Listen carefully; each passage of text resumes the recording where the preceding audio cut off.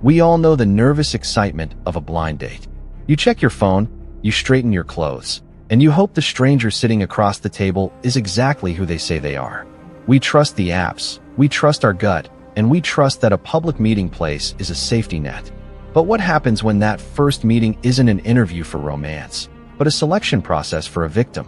What if the person smiling back at you has been planning your end before they even ordered a drink? Hi everyone, and welcome back to Murder Eyes. If you're listening right now, help me prove something wrong. My mother said I wouldn't even reach 500 subscribers, but I believe cases like this deserve to be told. These are real lives, real victims, and real truths that should never be forgotten. Help me show her that these stories matter. Case number 1 is that of Grace Mill Lane. Grace Mill Lane was the definition of vibrant, young potential.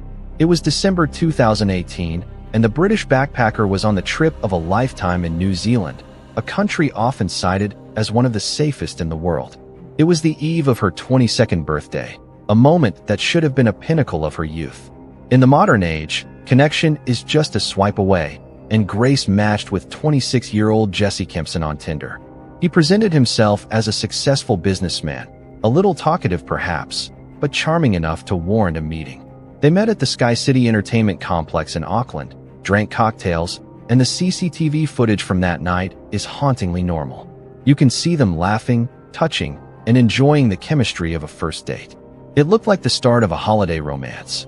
But think about how fragile safety really is.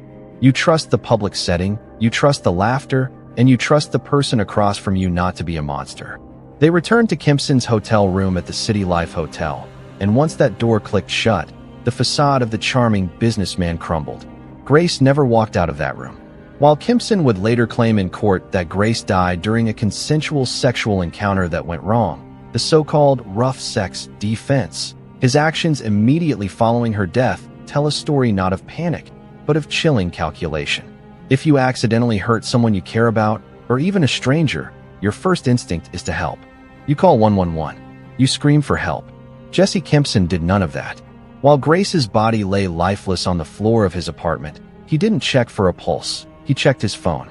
He browsed the internet, searching for flesh-eating birds and the hottest fire. He wasn't looking for CPR instructions. He was researching how to erase a human being. He took intimate photos of her body, a final, grotesque violation of her dignity. The betrayal deepens when you look at the timeline. The very next day, while Grace was stuffed into a suitcase he had purchased specifically for this purpose, Kempson went on another Tinder date. He sat across from another woman, playing the role of the normal guy, while the reality of his violence sat just a few miles away in his room. It is a level of compartmentalization that is strictly psychopathic. He eventually buried the suitcase in the Waitakere Ranges, hoping the dense bush would keep his secret. But he underestimated the digital trail he had created. Police tracked his movements through the very CCTV that captured their date, and his search history became his confession. The jury didn't buy the accident narrative. The physical evidence of strangulation and the methodical cleanup pointed to only one conclusion. In November 2019, Jesse Kempson was found guilty of murder and sentenced to life imprisonment with a minimum non-parole period of 17 years. Grace went to New Zealand to see the world. Tragically, she encountered a man who decided she would never see another birthday. Case number 2 is that of Anthony Walgate, Gabriel Kovari, Daniel Whitworth, and Jack Taylor. London is a city of dreams, a magnet for young people looking to find themselves, their careers, or just a connection in the chaos. Anthony, Gabriel, Daniel, and Jack were 4 such young men. They were students, aspiring artists, and chefs, all navigating the digital landscape of dating apps like Grindr. They weren't looking for trouble. They were looking for companionship, maybe a hookup, maybe a friend. They trusted that the systems in place, both social and legal, would protect them. They swiped right on a man who seemed harmless enough, a 40-year-old chef named Stephen Port living in Barking. But there is a terrifying asymmetry in these encounters. While these young men were looking for intimacy, Port was looking for test subjects. He wasn't just a predator, he was a poisoner. He weaponized a drug called GHB, a substance that walks a razor-thin line between euphoria and death. The betrayal here isn't just that he killed them, it's how he discarded them. Port didn't hide the bodies in deep woods. He treated these young men like trash, dumping their bodies in and around a graveyard near his flat, sometimes propping them up against walls as if they were just sleeping off a drunk night. The most chilling aspect of this case, and the part that truly makes your blood boil, is this suicide note. When Daniel Whitworth was found, he had a note in his hand. It claimed he had accidentally killed the previous victim, Gabriel Kovari, and was taking his own life out of guilt. It was a perfect narrative. It tied up loose ends. The only problem? Daniel didn't write it. Stephen Port wrote it. He used the body of one victim to frame another, a level of manipulation that is almost demonic. He played God with their reputations even after he had taken their lives. For over a year, Port operated with impunity. Why? Because the authorities viewed these deaths as drug mishaps rather than murders. It wasn't the police who cracked the case initially, it was the families. When the fourth victim, Jack Taylor, was found, his sisters refused to accept the overdose narrative. They did the detective work the police failed to do, linking the deaths to Port's address. The house of cards finally collapsed. Police linked the DNA on the fake suicide note to Port and found the lethal supply of GHB in his flat. The realization that a serial killer had been operating in plain sight, aided by systemic indifference, shook the UK to its core. In November 2016, Stephen Port was handed a whole life order, meaning he will never be released. He stole the futures of 4 young men, but thanks to the relentless love of a grieving family, he couldn't steal the truth. Case number 3 is that O.F. Sidney Luff. Sidney Luff was 24 years old, working at a Menards hardware store in Lincoln, Nebraska, and doing what thousands of young people do every day, looking for a connection. In November 2017, she matched on Tinder with a woman named Audrey. For many women, matching with another woman feels inherently safer, a shield against the predatory aggression often associated with men. Sidney felt comfortable enough to go on a first date, which went well. She texted a friend about it, excited. On November 15th, she posted a selfie to Snapchat with the caption, "Ready for my date." She looked happy. She looked hopeful. It is a picture that haunts everyone who knows this case, because it was the last time the world would ever see Sidney Luff alive. The betrayal here is layered. Audrey was actually Bailey Boswell, and she wasn't looking for romance. She was the bait. Boswell was in a dark, twisted relationship with a 51-year-old man named Aubrey Trail. Trail was a con man and a self-proclaimed leader of a bizarre coven who claimed to have magical powers. He had convinced Boswell that they needed to gain power through dark acts. Sidney wasn't walking into a date. She was walking into a sacrificial trap set by a couple who viewed her life as currency for their twisted fantasy. Sidney went to Boswell's apartment that night, and the trap snapped shut. When she didn't show up for work the next day, her family knew something was wrong. But what happened next was surreal. As police began closing in on Boswell and Trail, the couple didn't just run, they went live. In a bizarre series of Facebook videos posted from a car while they were fugitives, they vehemently denied killing Sidney, complaining that the police were crucifying them in the media. It was a display of narcissism that was almost hard to watch, complaining about their reputation while Sidney's family was in agony, not knowing where their daughter was. The reality was far worse than anyone imagined. Weeks later, Sidney's body was found in rural Clay County. She had been dismembered and stuffed into garbage bags, discarded like refuse in a field. The autopsy and evidence revealed that Trail had strangled her with an extension cord while Boswell helped clean up the aftermath.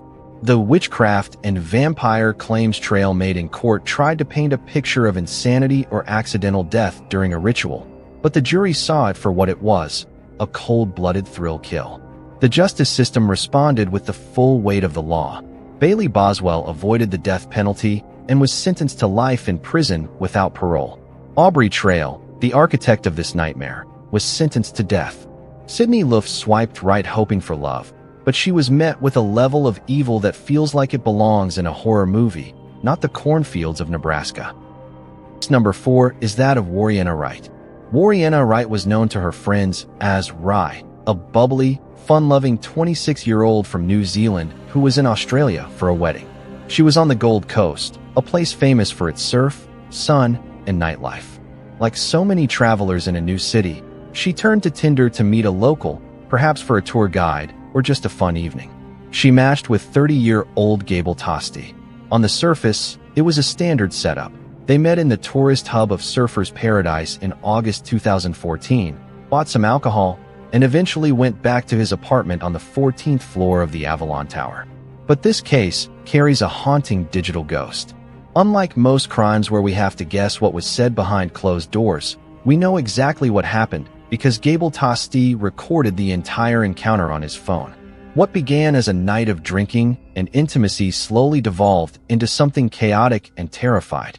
The audio captures the shift, the playful banter turning into arguments, physical struggles, and eventually, pure fear. Warriena became erratic, likely due to alcohol, but Tosti's response wasn't to de-escalate or call the police to remove her. Instead, he became the enforcer. The betrayal of basic human decency here is staggering.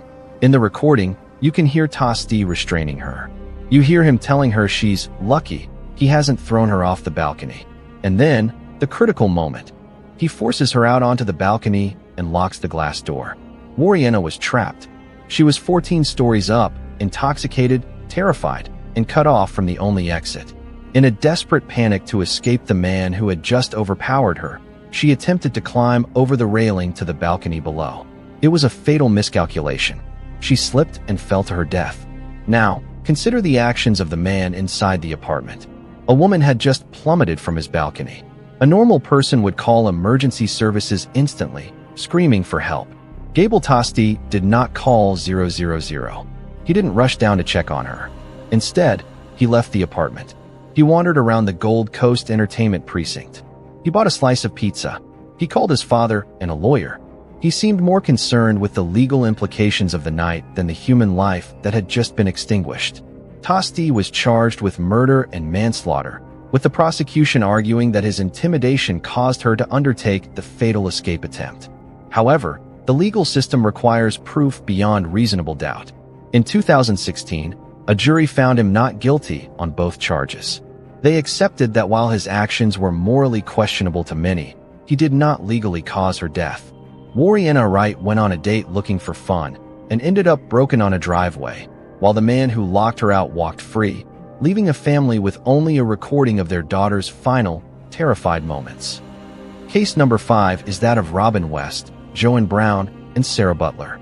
In the fall of 2016, a terrifying silence began to fall over parts of New Jersey. It started with Robin West, a 19-year-old from Philadelphia who had her whole life ahead of her. Then came Joan Brown, a 33-year-old mother who was simply trying to navigate life's hardships. And finally, Sarah Butler, a 20-year-old college student who was home for Thanksgiving break, brimming with the excitement of the holidays. These women were different ages and came from different walks of life, but they shared a common, modern vulnerability. They were looking for companionship and connection through social media and dating apps. They trusted that the person on the other end of the screen was a human being, not a hunter. They were all communicating with a 20-year-old security guard named Khalil Wheeler-Weaver. To the outside world, Wheeler-Weaver appeared utterly unremarkable. He wasn't a drifting loner. He held a job, he had a car, and he seemed stable. He used this veneer of normalcy to lure women from apps like Tagged, offering them money or a ride, presenting himself as a generous suitor or a safe pair of hands.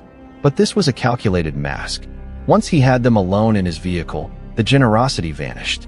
He drove them to secluded areas or abandoned properties, places where their screams would be absorbed by the emptiness, and strangled them, often using the very clothes they were wearing. He treated their bodies like debris, leaving them in the woods or empty houses, assuming that because some of his victims were marginalized or sex workers, society wouldn't look too hard. But he made a fatal miscalculation. He underestimated the love of a family. When Sarah Butler went missing, her family didn't wait for the wheels of bureaucracy to turn. They launched their own investigation. In a stroke of brilliance and bravery, Sarah's sister and friends accessed her social media accounts. They found the messages from Wheeler-Weaver. But they didn't just hand the phone over, they set a trap. They created a fake profile, posing as a woman interested in meeting him. The irony here is palpable. The predator who used digital tools to hunt the innocent was ultimately hunted down using those exact same tools. He agreed to meet this new girl, drove to the arranged spot expecting another victim, and instead found the Montclair police waiting for him. It was the ultimate reversal of power. The evidence against him was overwhelming. His digital footprint placed him at the murder scenes, and his search history revealed an obsession with strangulation and how to create homemade poisons. He believed he was smarter than the police and superior to his victims. The court proved him wrong. In 2021, Khalil Wheeler-Weaver was sentenced to 160 years in prison. He tried to silence 3 women, but their voices, amplified by the relentless determination of Sarah Butler's family, ensured he will never walk free again. Case number 6 is that of Nicole Lovell. There are few things more dangerous than a young heart desperately seeking acceptance. Nicole Lovell was just 13 years old, living in Blacksburg, Virginia. Life hadn't been easy for her. She had survived a liver transplant as a baby and dealt with the cruelty of bullying in school, which left her feeling isolated and eager for validation. Like many teenagers who feel misunderstood in the real world, she turned to the digital one.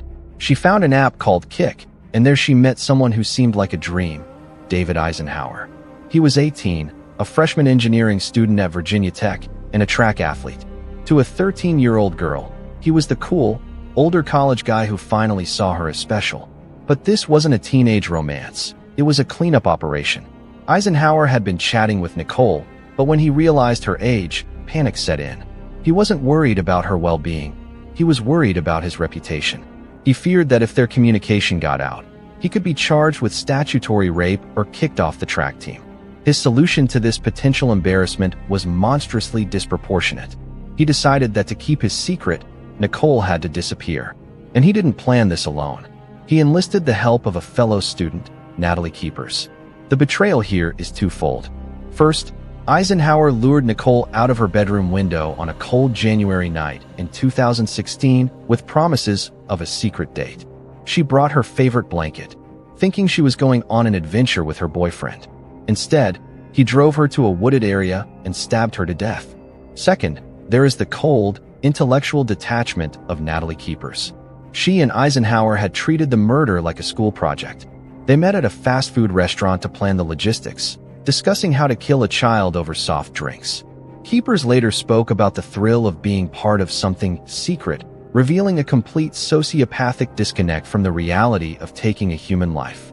They thought they were the smartest people in the room, promising engineering students who could outwit the police. They were wrong. Nicole had left a digital breadcrumb trail on her phone that led straight to Eisenhower. When police confronted him, his story fell apart. He eventually led them to where he had left Nicole's body, discarding her like she was nothing more than a loose end. The irony is bitter.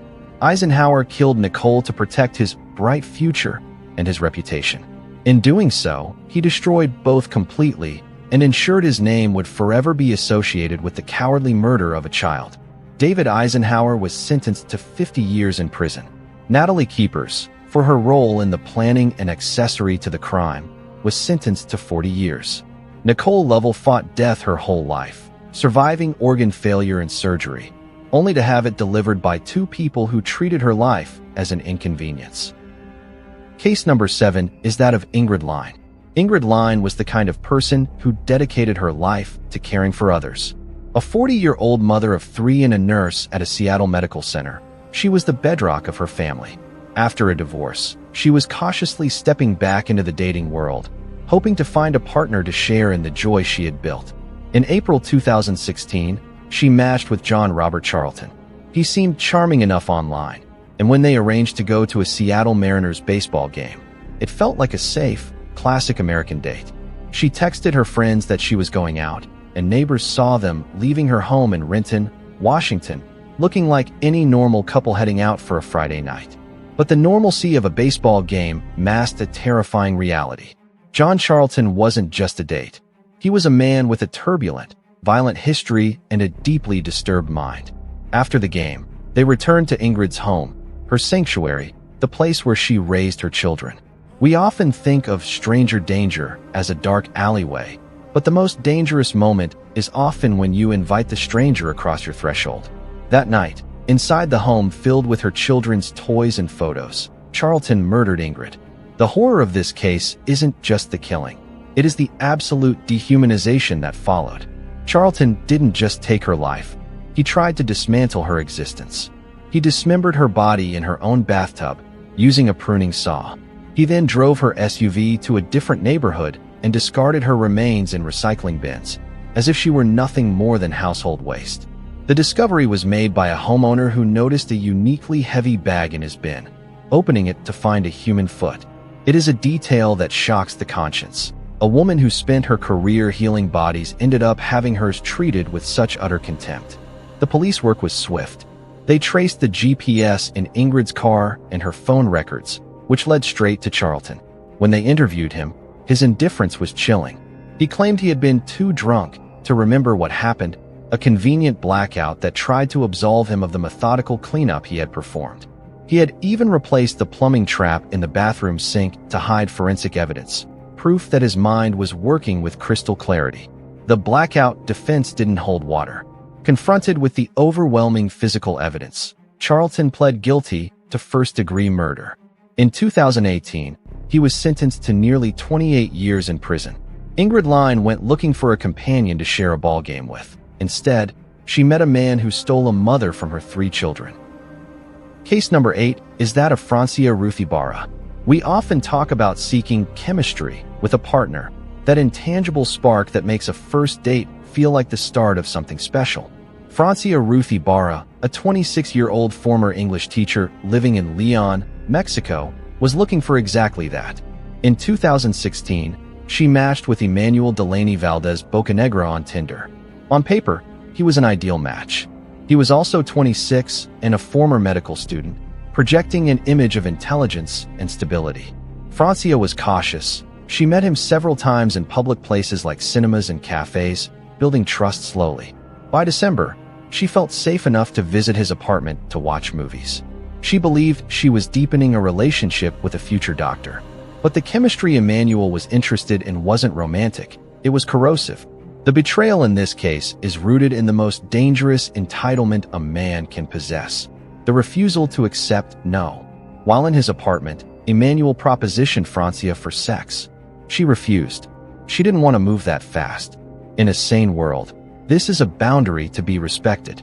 In Emmanuel's world, it was a capital offense. Enraged by her rejection, he attacked her, killing the woman he had been courting simply because she asserted autonomy over her own body. What happened next is a nightmare fueled by his medical background. Emmanuel didn't just want to hide the body. He wanted to scientifically erase it. He dragged Francia's body to his balcony and placed her into large canisters filled with caustic soda and hydrochloric acid. He effectively turned his apartment into a disposal site, using his knowledge of anatomy and chemicals to dissolve the woman he had just murdered. It was a cold, clinical attempt to make sure there was nothing left of her to find. No body, no crime. But he wasn't as smart as he thought. When Francia stopped replying to messages and missed appointments, her friends and family raised the alarm. They knew she was seeing Emmanuel. When police arrived at his apartment, they made a gruesome discovery on the balcony: canisters containing 6 kilos of human remains. The acid had destroyed much of her tissue, but it couldn't destroy the truth. DNA tests on the remaining bone fragments confirmed it was Francia. The man who once studied to save lives had used his training to destroy one. The irony is sickening. He used the tools of healing to enact the ultimate act of destruction. In the face of overwhelming forensic evidence, Emmanuel was arrested. The justice system in Guanajuato handed down a severe punishment. He was sentenced to 60 years in prison. Francia Ruth Ibarra went looking for a partner who would respect her heart. Instead, she found a monster who couldn't even respect her existence. Case number 9 is that of Ashley Hall. The internet has a unique way of blurring the line between fantasy and reality. For Ashley Hall, a 17-year-old childcare student from Darlington in the UK, that line was lethal. It was 2009, and the social media landscape was exploding. Ashley was sweet, naive, and like many teenagers, she felt more confident behind a keyboard than she did in person. She struck up a relationship on Facebook with a guy named Peter. He seemed perfect. He was 19, good-looking, and attentive. He sent her photos of a handsome young man, and for Ashley, this digital romance was the most exciting thing in her life. She told her mom she was staying at a friend's house, but in reality, she was sneaking out to meet Peter for the first time. But think about that moment of impact, the second the digital dream collides with the physical nightmare. When Ashley arrived at the meeting spot, she wasn't greeted by the 19-year-old boy from the photos. She was met by Peter Chapman, a 33-year-old drifter with a receding hairline and a face that bore no resemblance to the pictures he had sent. He had catfished her before the term was even part of our daily vocabulary. The betrayal here is heartbreaking because of Ashley's vulnerability. Faced with this stranger, she didn't run. Perhaps she was too polite, too shocked, or too scared to make a scene. Chapman convinced her to get into his car. It was a decision that sealed her fate. He drove her to a desolate lobby in Sedgefield. The charm of the boy on the internet was gone, replaced by the brutality of a seasoned predator. Chapman raped and suffocated Ashley, leaving her body in a ditch near the roadside. The tragedy is compounded when you look at who Chapman really was. He wasn't just a creep, he was a known danger. He was a registered sex offender who had previously served time for rape. He should have been monitored. He shouldn't have been able to prey on a teenage girl so easily. Chapman fled, but the digital age cuts both ways. Police tracked his movements through cell phone data and ANPR, automatic number plate recognition, cameras. When they caught up with him, he confessed, leading detectives to Ashley's body. The handsome photo he used? It belonged to a male model who had no idea his face was being used as bait. In 2010, Peter Chapman admitted to kidnapping, rape, and murder. The judge, recognizing the predatory nature of his deception, sentenced him to life imprisonment with a minimum term of 35 years. Ashley Hall stepped out into the night looking for a teenage romance. She found a deception that cost her everything. Case number 10 is that of Denuyal Drayton. Samantha Stewart was a protector. As a 29-year-old nurse working in Queens, New York, she spent her days on the front lines of healthcare, looking after those who couldn't look after themselves. She was family-oriented, hardworking, and like many young professionals in the city, she was open to finding love. In July 2018, she connected with Denuyal Drayton on Tinder. He was charismatic, he was available, and he seemed interested in her. They agreed to meet, and eventually, they went back to her apartment in Springfield Gardens. It was supposed to be a private, intimate evening in the safety of her own home. But Drayton wasn't looking for a partner. He was a drifting predator looking for a target. Once inside the sanctuary of her bedroom, the date turned into a scene of absolute horror. Drayton attacked Samantha, beating and strangling her to death. The betrayal here goes beyond the murder itself. It is the violation that followed. Drayton didn't flee immediately in a panic. He stayed. He lingered in the apartment with her body, a level of callousness that suggests he derived satisfaction from the aftermath. He then cleaned up, erased his traces, and walked out the door, leaving her lifeless body to be found by her father and brother the next day. A family's heart was ripped out in an instant. But Samantha wasn't his only target. She was just the one who didn't survive. Drayton stole Samantha's credit cards and used her money to book a flight to California. He was literally funding his escape with the hard-earned money of the woman he had just murdered. In California, he didn't lay low. He went right back on the apps. He matched with another woman and tried to strangle her as well. This time, however, police intervened just in time. When they caught him, the mask completely fell off. He didn't deny it. In a chilling interview with investigators, he spoke of voices and bragged about his crimes, positioning himself as a prolific killer to gain notoriety. He thought he could hop from state to state, leaving a trail of bodies behind him. But the credit card trail and the DNA evidence linked him irrevocably to Samantha's murder. The justice system in New York made sure his cross-country spree ended permanently. In 2021, Denuyal Drayton pleaded guilty to murder, attempted murder, and grand larceny. He was sentenced to 25 years to life in prison. Samantha Stewart spent her life fighting to keep people alive. Drayton spent his fighting to take lives. It is a tragedy that the one person she couldn't save was herself. Case number 10 is that of Denuyal Drayton. Samantha Stewart was a protector. As a 29-year-old nurse working in Queens, New York, she spent her days on the front lines of healthcare, looking after those who couldn't look after themselves. She was family-oriented, hardworking, and like many young professionals in the city, she was open to finding love. In July 2018, she connected with Denuyal Drayton on Tinder. He was charismatic, he was available, and he seemed interested in her. They agreed to meet, and eventually, they went back to her apartment in Springfield Gardens. It was supposed to be a private, intimate evening in the safety of her own home. But Drayton wasn't looking for a partner.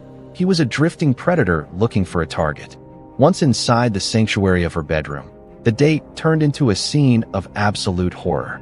Drayton attacked Samantha, beating and strangling her to death.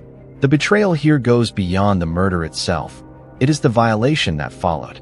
Drayton didn't flee immediately in a panic. He stayed.